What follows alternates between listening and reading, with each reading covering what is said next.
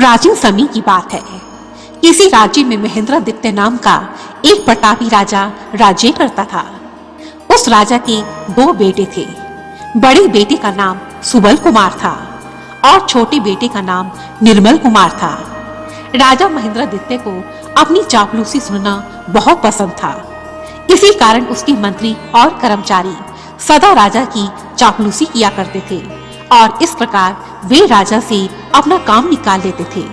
यहाँ तक कि राजा का बड़ा बेटा सुबल कुमार भी सदा राजा की हाँ में हाँ मिलाता था और इस प्रकार वह उसका प्रिय बन गया था। परंतु राजा का छोटा बेटा निर्मल कुमार ऐसा नहीं था। वह हर बात को सोच समझकर ही बोलता था।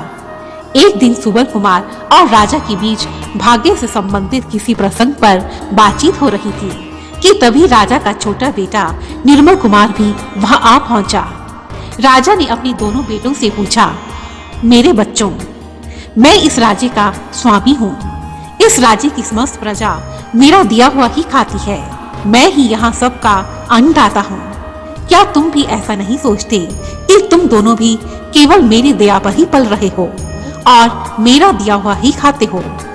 राजा की बात सुनकर बड़े बेटे ने उत्तर दिया, पिताश्री, आप सच कह रहे हैं। प्रजा के साथ साथ मैं भी आपकी ही कृपा से अन्न और भोजन प्राप्त करता हूँ। यह सुनकर राजा बहुत प्रसन्न हुआ और उसने छोटे बेटे निर्मल कुमार से भी यही प्रश्न पूछा। और तब निर्मल कुमार ने कहा, क्षमा कीजिए पिताजी, लेकिन मैं ऐसा नहीं सोचता। मेरे विचार से प्रत्येक मनुष्य अपने भाग्य के अनुसार ही अन्न, भोजन और धन को प्राप्त करता है। जो जिसके भाग्य में होता है वह उसे कहीं भी कभी भी अवश्य ही प्राप्त होता है। बेटे की बात सुनकर राजा ने फिर पूछा, क्या तुम सचमुच अपने भाग्य का दिया हुआ खाते हो, मेरी दया से नहीं?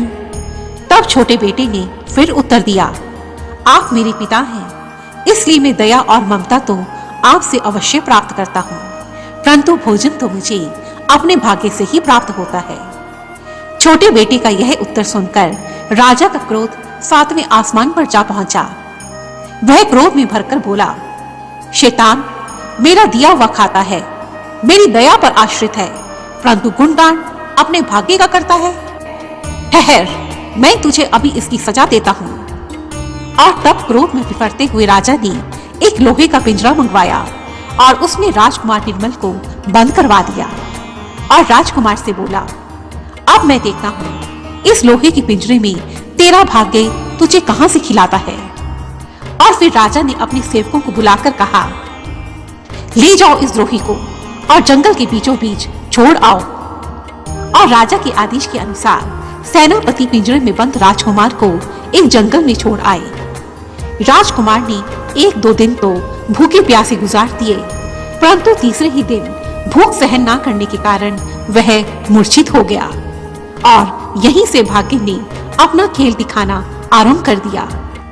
संयोगवश उसी समय पड़ोसी देश के राजा जयवर्धन शिकार से घर लौट रहे थे।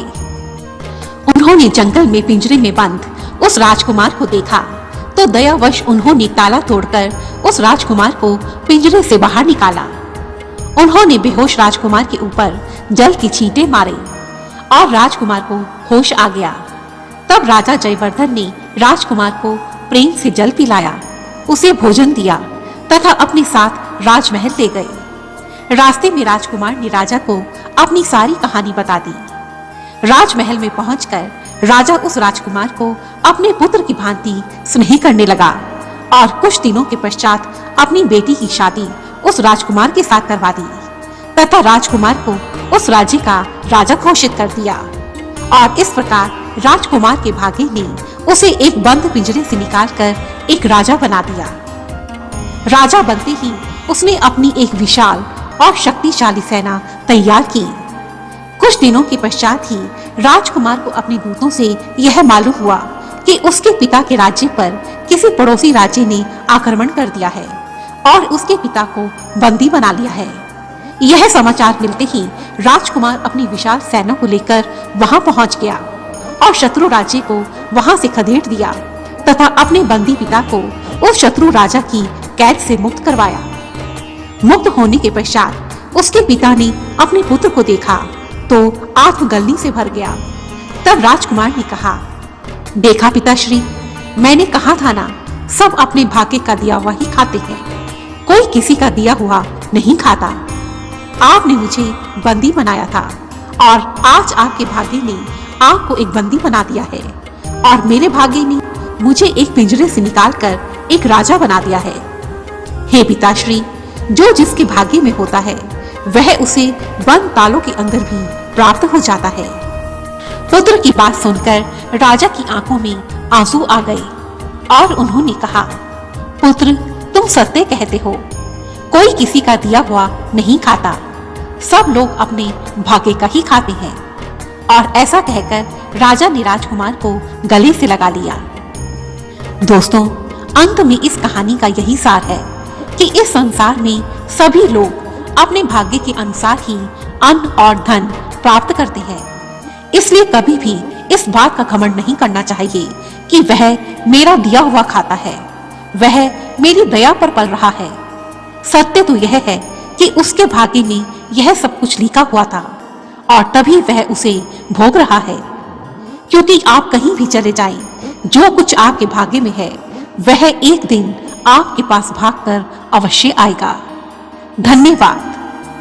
दोस्तों, यह कहानी आपको कैसी लगी मुझे कमेंट बॉक्स में लिखकर जरूर बताएं तथा मेरी ऐसी ही दूसरी कहानियों को देखने के लिए रेड कलर के बटन को प्रेस करें, इस चैनल को सब्सक्राइब करें तथा साथ ही जो घंटी का साइन है उसे भी आप जरूर दबाएं और फिर ऑल पर क्लिक कर दें। धन्यवाद। जय माता दी।